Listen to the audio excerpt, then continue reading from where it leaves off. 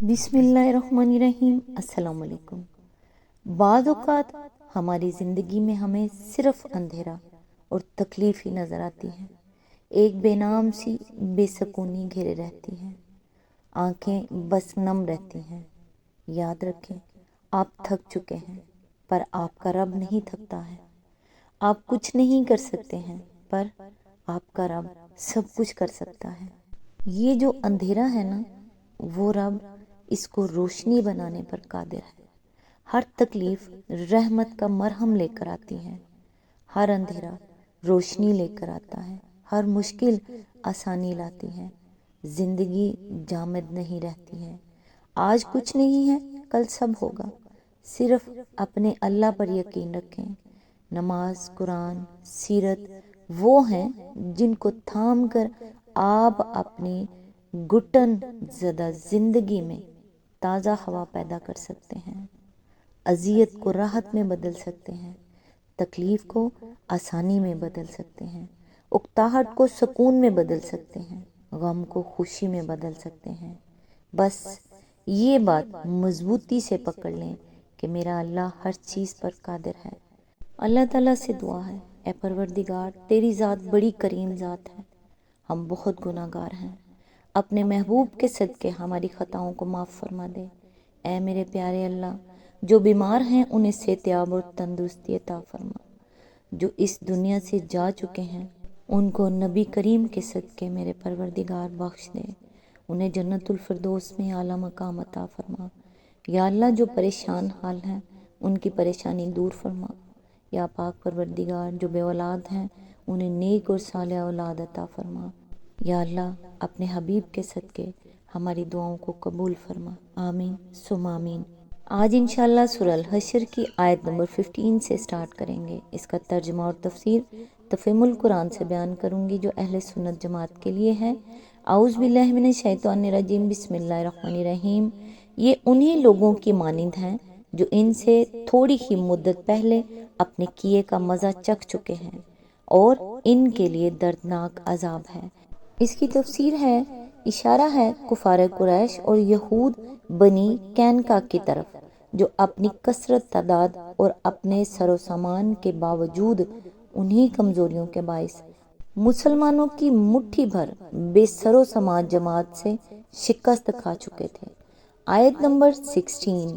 ان کی مثال شیطان کی سی ہے کہ پہلے وہ انسان سے کہتا ہے کہ کفر کر، اور جب انسان کفر کر بیٹھتا ہے تو وہ کہتا ہے کہ میں تجھ سے بری الذمہ ہوں، مجھے تو اللہ رب العالمین سے ڈر لگتا ہے۔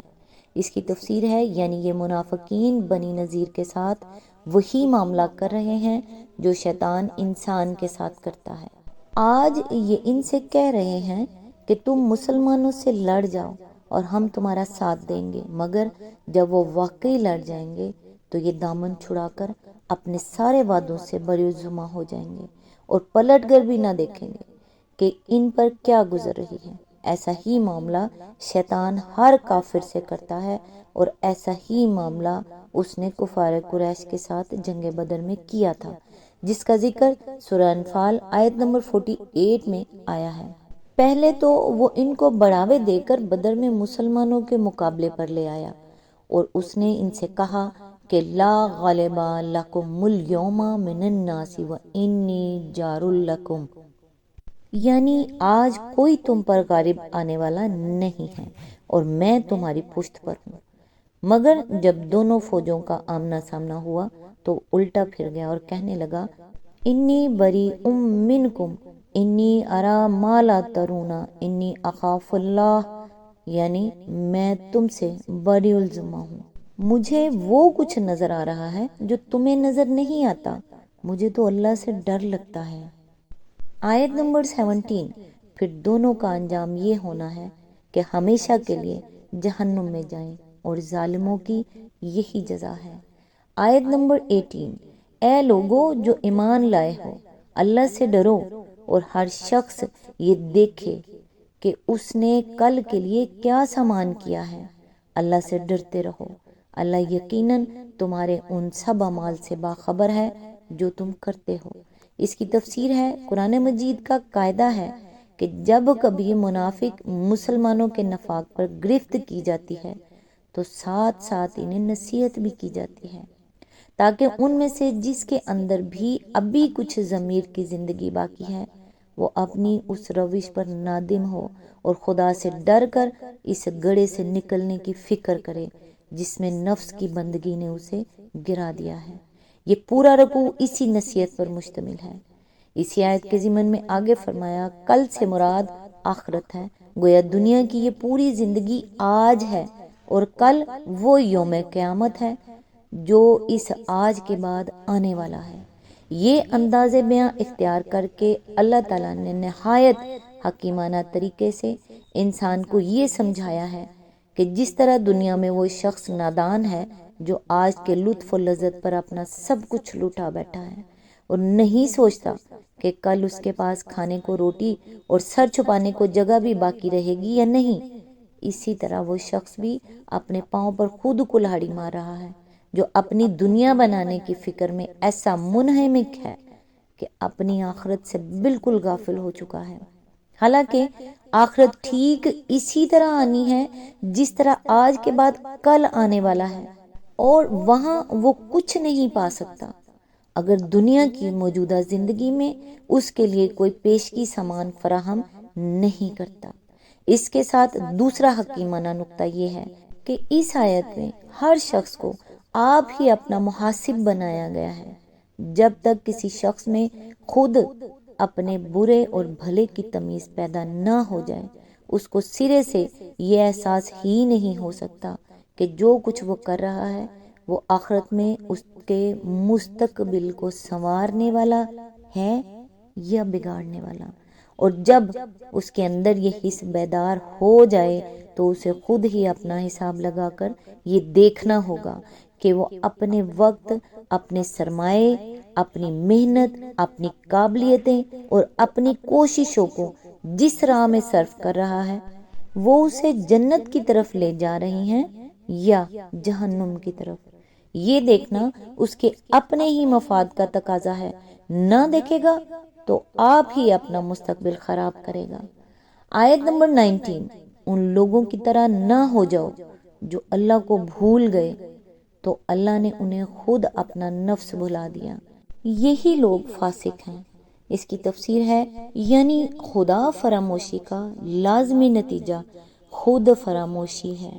جب آدمی یہ بھول جاتا ہے کہ وہ کسی کا بندہ ہے تو لازماً وہ دنیا میں اپنی ایک غلط حیثیت متعین کر بیٹھتا ہے اور اس کی ساری زندگی اسی بنیادی غلط فہمی کے باعث غلط ہو کر رہ جاتی ہے۔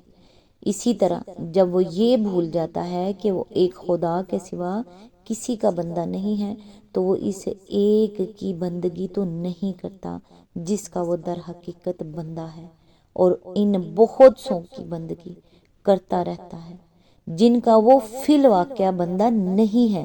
یہ پھر ایک عظیم اور ہمہ گیر غلط فہمی ہے جو اس کی ساری زندگی کو غلط کر کے رکھ دیتی ہے۔ انسان کا اصل مقام دنیا میں یہ ہے کہ وہ بندہ ہے، آزاد و خود مختار نہیں ہے، اور صرف ایک خدا کا بندہ ہے، اس کے سوا کسی اور کا بندہ نہیں ہے۔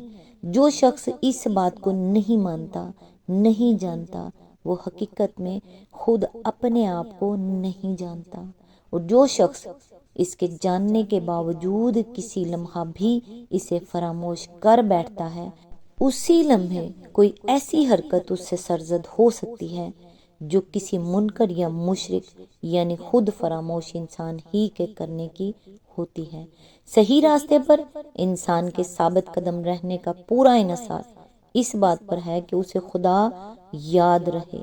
اس سے غافل ہوتے ہی وہ اپنے آپ سے غافل ہو جاتا ہے اور یہی غفلت اسے فاسق بنا دیتی ہے۔ آیت نمبر 20، دوزخ میں جانے والے اور جنت میں جانے والے کبھی یکساں نہیں ہو سکتے، جنت میں جانے والے ہی اصل میں کامیاب ہیں۔ آیت نمبر 21، اگر ہم نے یہ قرآن کسی پہاڑ پر اتار دیا ہوتا تو تم دیکھتے کہ وہ اللہ کے خوف سے دبا جا رہا ہے اور پھٹا پڑتا ہے۔ یہ مثالیں ہم لوگوں کے سامنے اس لیے بیان کرتے ہیں کہ وہ اپنی حالت پر غور کریں۔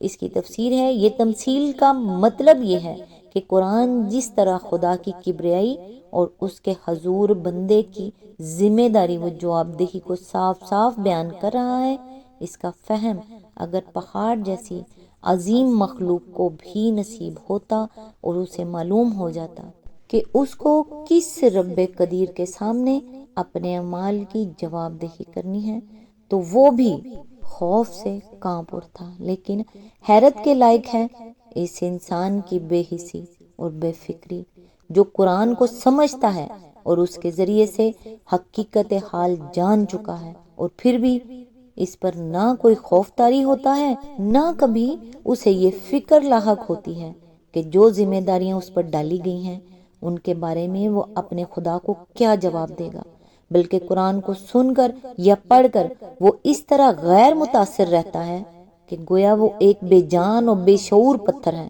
جس کا کام سننا اور دیکھنا اور سمجھنا ہے ہی نہیں۔ مزید تشریح کے لیے ملاحظہ و تفہیم القرآن جلد 4 سورہ الاحزاب حاشیہ نمبر 120۔ آج تک کے لیے بس اتنا ہی، نیکسٹ انشاءاللہ آیت نمبر 22 سے سٹارٹ کریں گے۔ تب تک کے لیے دعاؤں میں یاد رکھیے گا۔ اللہ حافظ۔